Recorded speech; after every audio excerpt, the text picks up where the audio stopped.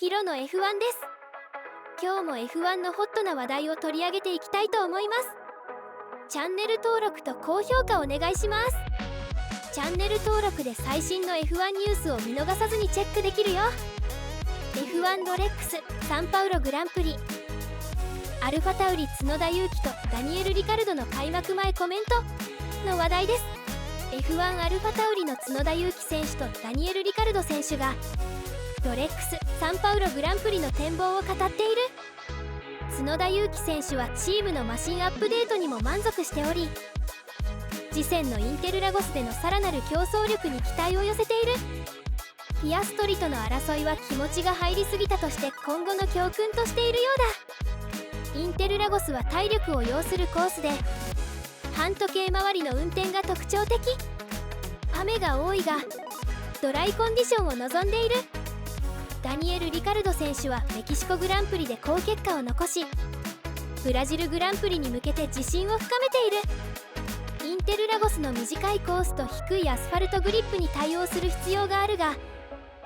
前回の経験を生かして Q3 進出を目指す。またブラジルの熱狂的なファンと雰囲気を楽しんでいる。角田裕樹選手、メキシコグランプリでは2台揃ってポイント圏内でフィニッシュすることができていれば、後方グリッドからスタートした僕にとっては最高の結果になったはずだ。ピアストリの時はできるだけ早く彼をパスしなければならないと思っていたが、気持ちが入りすぎてしまった。このことは今後に生かしたい。あの週末で最も重要なことは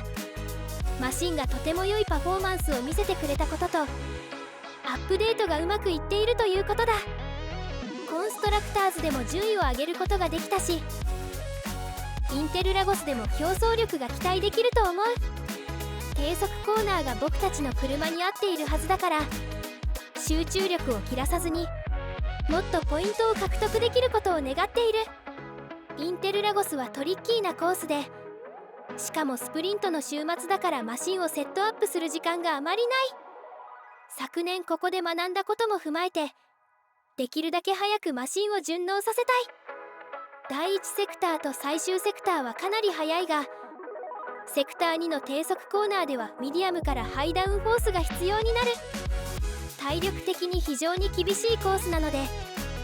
そのために特別な準備をしてきた。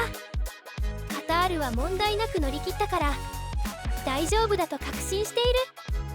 半時計回りに走る数少ないサーキットの一つで、左コーナーが主体であることも難しさに少し拍車をかけているが、タフな最大の理由は常にハンドルを左右に切っているからだ。メインストレートでさえ13コーナーと14コーナーの2つの高速コーナーを抜けた後は本当のストレートではないので、そこでは常に左旋回することになり、首に負担がかかる。だから全体的にここでの1ラップは他のサーキットよりも少しハードになる。ここはよく雨に見舞われるけど、週末はドライの方がいい。その方が作戦が立てやすいし、自分たちのパフォーマンスを最大限に発揮することに集中できるからだ。過去にブラジルでウェットコンディションのドライビングを経験したことがあるから、たとえ雨が降っていたとしても問題はない。準備はできているよ。ダニエル・リカルド選手、メキシコは最初から最後まで素晴らしい週末だった。いい車があったし、それを最大限に生かすことができた。レース後サンパウロに来る前に 2,3 日メキシコに滞在したんだ。インテルラゴスはとても短いコースで、コーナーの数もそれほど多くないから、全てのコーナーをきれいに攻めなければならない。体力的にも半時計回りで走るこのコースは首に負担がかかり、常に左折しているような感覚になる。加えてアスファルトのグリップが低いこともトリッキーなコースであることを意味している。今回もいつもより標高の高い場所でのレースだが、メキシコでは階段を駆け上がるだけでもそれを感じたが、ブラジルでは感じたことがない。オースティンに続いてまたスプリントウィークエンドとなるが、マシンやセッティングに自信を持てるようになったので楽しみだ。もちろん復帰してから2週連続でスプリントレースを戦ってきたので、インテルラゴスでのスプリントフォーマットに対応するのが楽しみだ。とはいえこのコースが僕らのマシンにどれだけ合うかはわからない。どのタイプのコースが僕らに最適なのか知るにはまだ十分なレースをこなしていないんだ。メキシコでは予想以上にうまくいったからブラジルへの自信につながった。また Q3 トップ10を狙いたいね。ここには素晴らしいコーナーがいくつかある。最も分かりやすいのはセナテッセだ。オーバーテイクするときは前の車が前のラップでどんな走りをしたかを見て隙を作るか守るかを判断するんだ。それがこのスポーツの楽しいところなんだ。ブラジルはいつもエキサイティングだし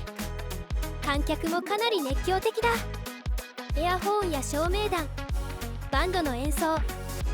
グランドスタンドで踊る人々などスタジアムの雰囲気が感じられるという点でメキシコとよく似ている。私はそれを楽しんでいるし、それからシュラスカリアはいつも最高だ。 F1 ロレックスサンパウログランプリ、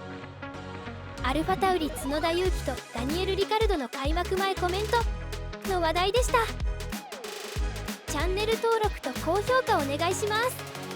チャンネル登録で最新の F1 ニュースを見逃さずにチェックできるよ。最後までご視聴ありがとうございました。次回のヒロの F1 をお楽しみに。